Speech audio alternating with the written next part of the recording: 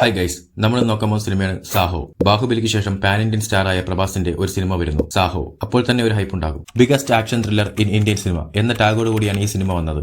സിനിമയുടെ ട്രെയിലറിൽ കാണുന്നതും ഈ ടാഗിന് ചേർന്ന വിഷ്വൽസ് തന്നെയാണ്. ഹോളിവുഡ് ലെവൽ ആക്ഷൻ സീക്വൻസ് ഒക്കെ ഇതിൽ കാണാം. ബാഹുബലിക്ക് ശേഷം പ്രഭാസ് ഏത് സിനിമ ചെയ്താലും ഒരു ഹൈപ്പ് ഉണ്ടാകും. കാരണം അത്രയും ഫാൻ ബേസ് ആണ് ആ സമയത്ത് പ്രഭാസിനുണ്ടായിരുന്നത്. ഈ സിനിമയും പാൻ ഇന്ത്യനായാണ് വന്നത്.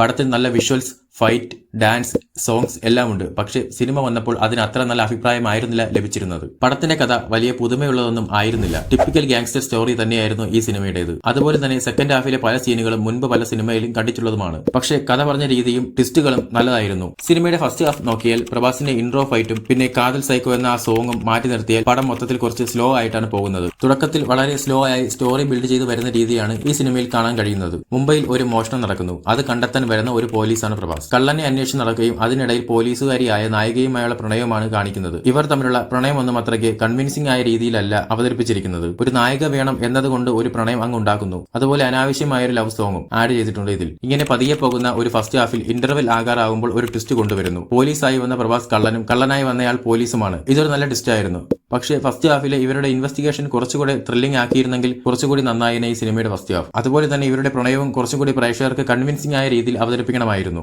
സെക്കൻഡ് ഹാഫിലെ കഥ നമ്മൾ പല സിനിമകളിലും കണ്ടുമടുത്തത് തന്നെയാണ്. പോലീസായ നായിക കള്ളനായ നായകനെ കള്ളനാണെന്നറിയാതെ പ്രണയിക്കുന്നു. അയാൾ മോഷണം നടത്തി ആ നാട് വിടുന്നു. ആ നായിക മാത്രം അയാളെ പുറകെ പോയി അയാളെ പിന്തുടർന്ന് കണ്ടെത്തുന്നു. തുടർന്ന് പ്രേമം അഭിനയിക്കുകയും എന്നിട്ട് പോലീസിന് അയാളെ ഒറ്റുകൊടുക്കാൻ ശ്രമിക്കുകയും ചെയ്യുന്നു. എന്നിട്ട് ഒരു ഘട്ടം കഴിയുമ്പോൾ നായികയ്ക്ക് നായകനോട് യഥാർത്ഥ പ്രണയം ഉണ്ടാകുന്നു. അപ്പോൾ അവൾ നായകന്റെ സൈഡിൽ നിൽക്കുകയും പോലീസിനെ പറ്റിക്കുകയും ചെയ്യുന്നു. നമ്മൾ കണ്ടുമടുത്ത സ്ഥിരം ക്ലീഷേ സീനാണ് ഈ സിനിമയിലുള്ളത്. പിന്നീട് ഈ സിനിമയിലുള്ളത് നായകന്റെ ഒരു ബാക്ക് സ്റ്റോറിയും ട്വിസ്റ്റുമാണ്. അത് സത്യത്തിൽ നല്ലതായിരുന്നു. അതുപോലെ തന്നെ ഈ സിനിമയിലെ ആക്ഷൻ സീനുകളും ചേസിംഗ് സീനുകളും ഗംഭീരമായിരുന്നു. സ്ക്രിപ്റ്റിലെ ചില പാളിച്ചകളും അനാവശ്യമായ ചില സോങ് പ്ലേസ്മെന്റുകളും അതുപോലെ തന്നെ അനാവശ്യമായ ചില വിഷ്വൽസ് ആഡ് ചെയ്തതും ഈ സിനിമയ്ക്ക് പണിയായി എന്നതാണ് സത്യം. ഹൈ എൻഡ് ആക്ഷൻ സീനുകൾ ഉണ്ടായിരുന്നു ഈ സിനിമയിലെങ്കിലും ഇതെല്ലാം കൊണ്ട് പ്രേക്ഷകരുടെ ഹൈപ്പിനെ മീറ്റ് ചെയ്യാൻ ഇവർക്ക് കഴിഞ്ഞില്ല എന്നതാണ് സത്യം. പടത്തിനെ പറ്റി പല അഭിപ്രായങ്ങളാണ് നിലവിലുള്ളത്. നിങ്ങളുടെ അഭിപ്രായം എന്താണെന്ന് കമന്റിൽ രേഖപ്പെടുത്തൂ. ഇതുപോലുള്ള കൂടുതൽ വീഡിയോസിനായി ചാനൽ സബ്സ്ക്രൈബ് ചെയ്യൂ.